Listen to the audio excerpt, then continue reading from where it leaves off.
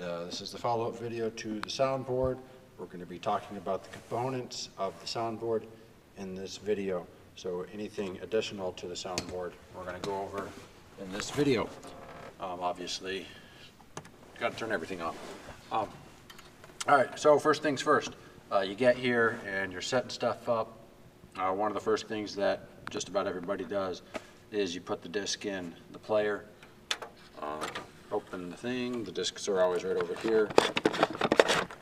Grab your disc, you stick your disc in, close, and wait for the screen.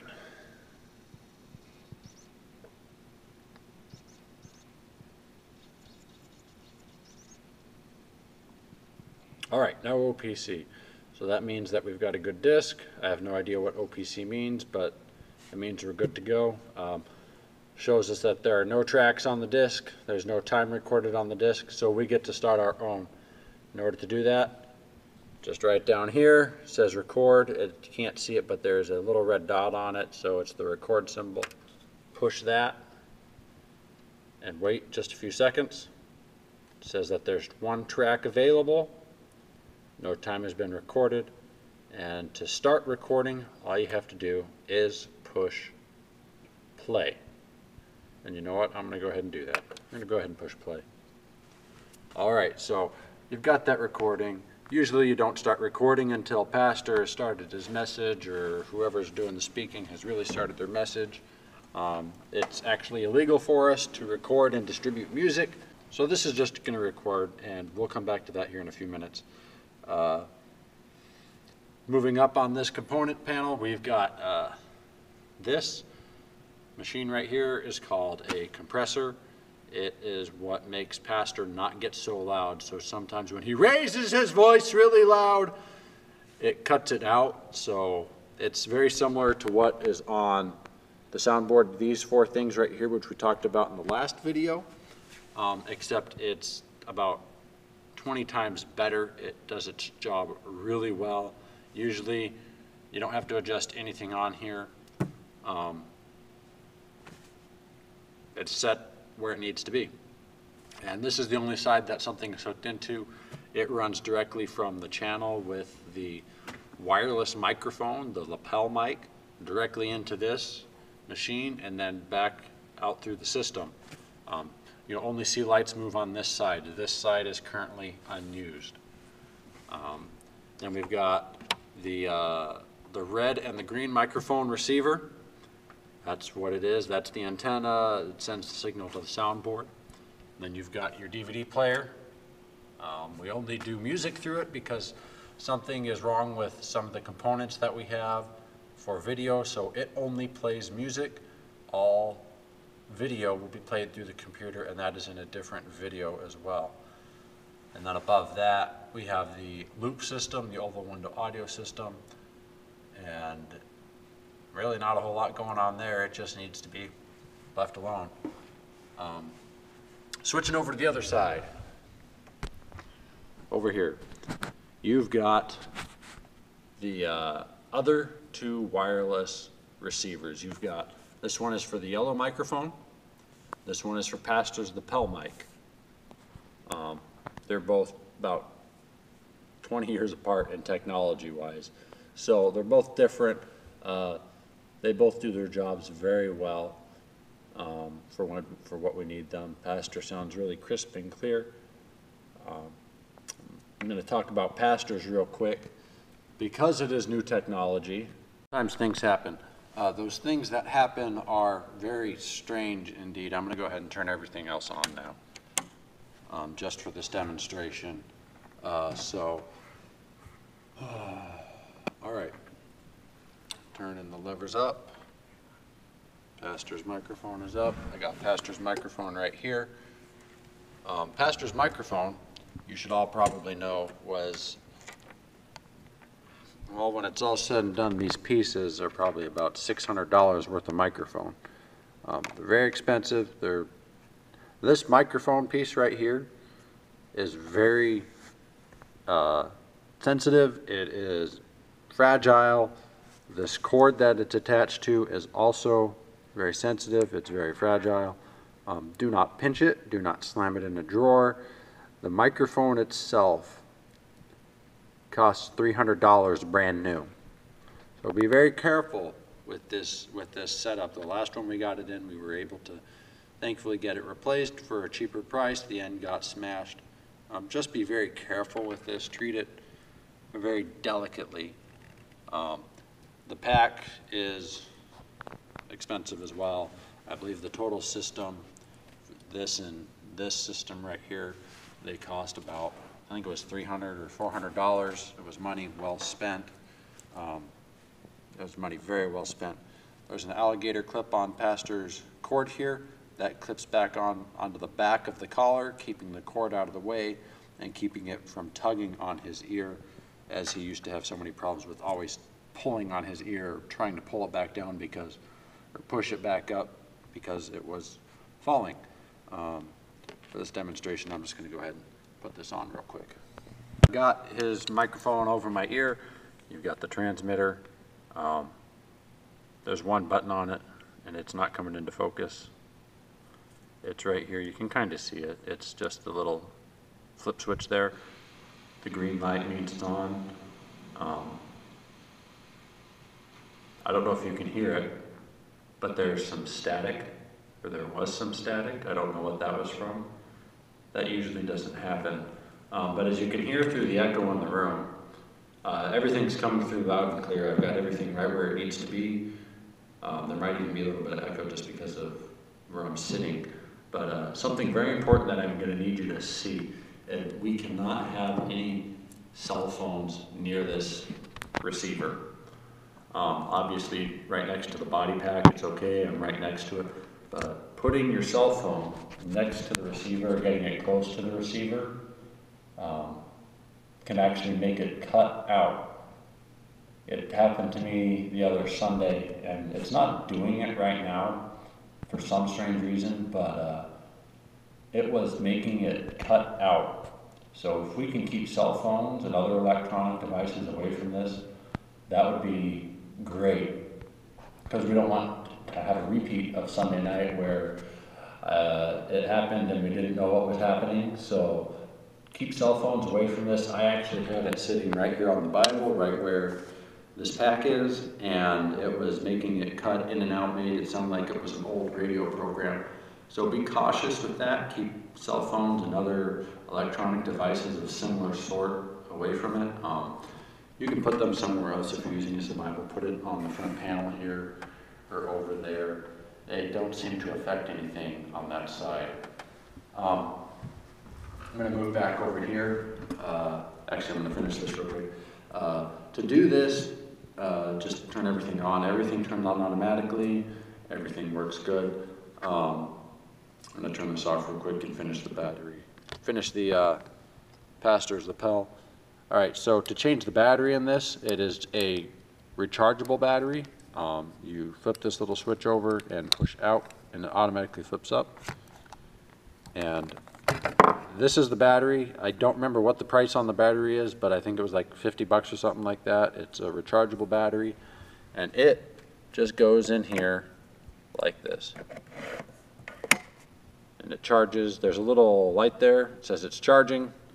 It takes about a half hour for it to fully charge. The battery, when it is fully charged, lasts for about 25 hours. There's a little button right here. You kind of just push it down and it pops right out. Pull it back out. Stick it in the camera. Make sure you stick it in the right way. See if I can do this without looking. It goes like this. Stick it in, close it up, lock it, and you're good to go. All right. Now for the demonstration, for the rest of the demonstration, I'm going to leave that on just for this. All right, so back over here, you can see that we're recording. We've been recording for 8 minutes and 50 seconds. Some of that has been me talking, and it picks it up through any channel because they all run to this machine to do tracks on this machine. So you need to do more than one track. Usually we just do one long track, the whole sermon. But on the rare occasion that you need to make a second one, it's done by pushing the pause button. It's going to say waiting, and then it's going to say track 2, 0, 0. It does not instantly start recording again. you need to push play. So now it is recording again. This little bouncing meter right here tells me that sound is getting to the system and tells me that it is being recorded onto the disc. If you don't see this, and it should be recording, but if this isn't here, these aren't going up and down, it's not recording. Something is wrong, and you'll need to figure out what it is. Sometimes it could just be a loose cable from the soundboard to the thing. It could be something else. It could be a bad disc. But just make sure that that's bouncing up and down like that. About this recorder, it's gonna do that. I already stopped it on accident, so basically, in order to stop it, stop recording everything, you push the stop button right here, and then to make it ready to be used in the computer or in your car, and for duplication, push the little finalize button. It's going to say finalize OK. There's this little thing right here. You push it in. Don't push it too hard. You only got to push it a little bit, but make sure it clicks in, and it'll start doing that. All CDs take a minute and 10 seconds or whatever it is to complete. Doesn't matter how long it is. It will always take that long to finalize the disc. And then when it's done, it ejects, and you pass it on to the guy at the sound booth, who then prints the label on it, and that will come in another tutorial as well. So once it's done, I'm going to take the disc out, and I would label it and send it over to the guy at the computer, and then it would be his problem to make sure that it's been printed on and all the information on it is correct. Just make sure that when you do it, make sure you write down the correct time, because that can be embarrassing as well. All right, the thing above that, the compressor, as I said, it helps with cutting out volume. As you notice, my voice really hasn't gotten that much louder. It's just how it works. Now I can change that. I can take, I believe it's this one right here, and I can turn that. No, it's not that one. It's this one. I can take that, and I can turn it. And you heard that ring. So it's cutting it out, and I can turn it all the way back here. It's like a volume control, except it will only let me get so loud. The green is telling me where it's stopping. It never goes above this mark right here, and anything over it tells me that it is being reduced by this many decibels. So that's what's up with that. I hope you were able to see all that. It's normal for this to go back and forth. It's kind of what it does. Everything else is set where it needs to be. Nothing needs to be changed. That's that.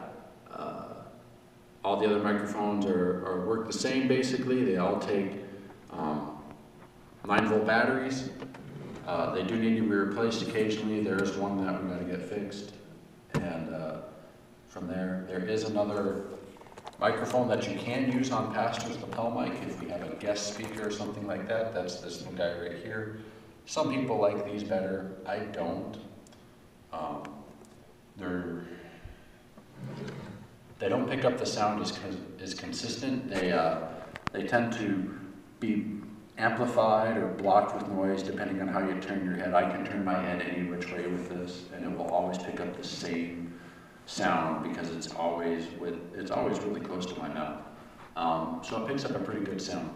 The other microphones down here in the second drawer, you got the red, the yellow, and the green. They all take 9-volt batteries.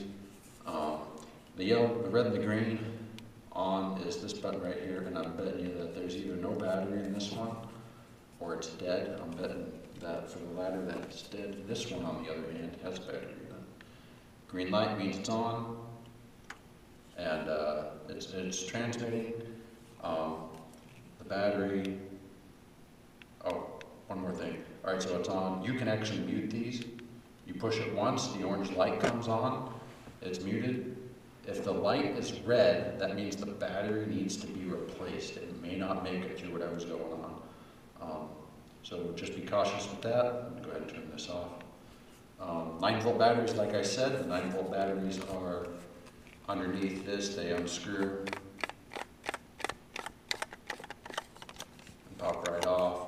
standard 9-volt battery. We do need, we always keep some batteries in stock just in case stuff happens.